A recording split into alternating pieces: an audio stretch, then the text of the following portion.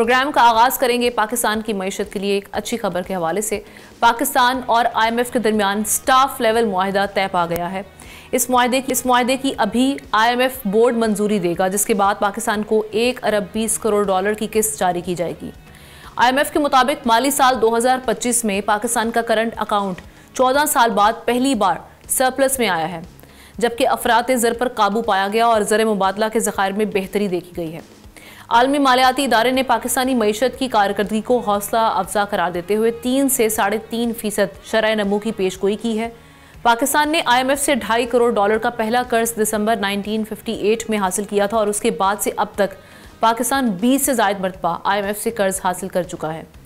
2024 का मौजूदा मुआहिदा 7 अरब डॉलर का है, जो पाकिस्तान को 3 साल में मिलेंगे। अब किस तरह से इम्पैक्ट इसका आएगा और इन्वेस्टमेंट है, अब इसमें मजीद क्या शराइत ऐड की गई हैं, इसी पर बात करने के लिए एहतशामुल हक साहब सीनियर एनालिस्ट हमारे साथ हैं। उनके साथ साथ चौधरी अकमल साहब इकोनॉमी एक्सपर्ट, वो भी हमें ज्वाइन कर चुके हैं। दोनों को वेलकम करते हैं प्रोग्राम में। चौधरी साहब, ये IMF स्टाफ लेवल मुआहिदा तो हो गया, अब अगली जो हमारा एग्जीक्यूटिव बोर्ड की मंजूरी है उससे पहले कौन सी ऐसी शराइतें हैं जो बाकी रह चुकी हैं और कोई नई स्ट्रक्चरल कंडीशंस तो नहीं ऐड की गई इस मुआहिदे में? साथ ही साथ पोटेंशियल चैलेंजेस आप क्या देख रहे हैं इन पर इम्प्लीमेंटेशन में? जी, अब जो है वो स्टाफ लेवल एग्रीमेंट तय पा गया है और उसमें कोई बहुत ज़्यादा एडवांस लेवल की या कोई मज़ीद शराइत का तकाजा तो नहीं किया गया। अलबत्ता चंद एक जो सजेशंस हैं और जो पिछली रिपोर्ट है उसी को ही बेस बनाया गया है। और उसके बाद एग्जीक्यूटिव डायरेक्टर्स की मीटिंग है, वो एक फॉर्मल सी एक वो होती है और उसके बाद इंशाल्लाह इसकी अप्रूवल हो जाएगी। ओवरऑल जो मैक्रो इकनॉमिक जो स्टेबिलिटी है उसको इंडोर्स किया है IMF ने और बरक्स वर्ल्ड बैंक की जो फोरकास्ट थी उससे ज़्यादा रियल जो GDP ग्रोथ है वो प्रोजेक्ट की है पाकिस्तान के 3.5%। और हालिया जो सैलाब के बाद की सूरत हाल थी उसके बाद जो है वो इतनी ज़्यादा ग्रोथ एक्सपेक्टेड नहीं थी। तो इसका मतलब ये है कि पाकिस्तान की जो इकोनॉमी है दैट इज़ वर्किंग गुड, चाहे वो एग्रीकल्चरल सेक्टर हो या इंडस्ट्रियल सेक्टर हो, तो उसमें ग्रोथ की अपॉर्चुनिटीज़ अवेलेबल हैं।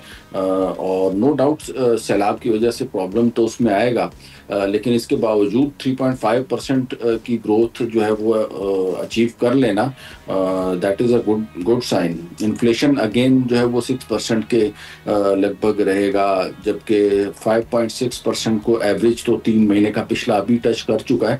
ये थोड़ा सा स्टार्टिंग में आपको ऊपर जाता हुआ नज़र आएगा अक्टूबर नवंबर तक, और उसके बाद दोबारा से ये नीचे आएगा। तो बैलेंस आउट जो है ना ओवरऑल चीज़ें होंगी। और ये जो डिस्बर्समेंट आ रही है इमीडिएटली कोई हमारी बायलैटरल या कमर्शियल डेट्स हैं जिसको जो ड्यू हैं जिनको हमने अब इससे अदायगी करनी होगी इस डिस्बर्समेंट के आने के बाद?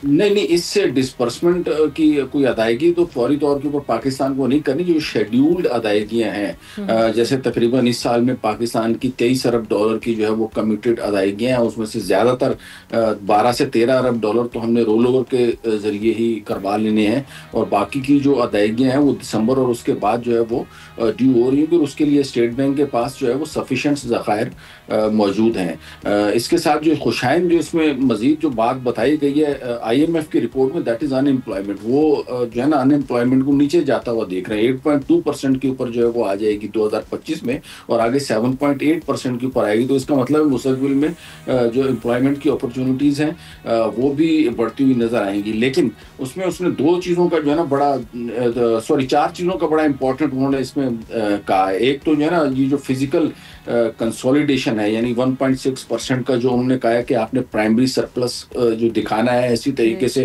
बजट डेफिसिट जो है उसको आपने कंट्रोल में रखना है, पॉवर्टी रिडक्शन के लिए काम करना है, क्लाइमेट चेंज के हवाले से ये स्ट्रक्चरल रिफॉर्म्स, इन सब के ऊपर जो है ना उन्होंने इस रिपोर्ट में खास तौर पे तस्करा किया है कि आपने इसको कंट्रोल, इन चीज़ों के ऊपर खास फोकस करना है। और साथ साथ मॉनिटरी पॉलिसी के ऊपर उन्होंने बिल्कुल कहा है कि ये आपने स्टेट बैंक के साथ बहुत मतलब बिल्कुल टाइट मॉनिटरी पॉलिसी रखनी है। तो इससे मैं इस नतीजे पे पहुंचा हूँ कि इस मजीद 1-8% ही इस साल के एंड तक जो है वो स्टेट बैंक शायद नीचे कर पाएगा जो रेट्स हैं इंटरेस्ट के।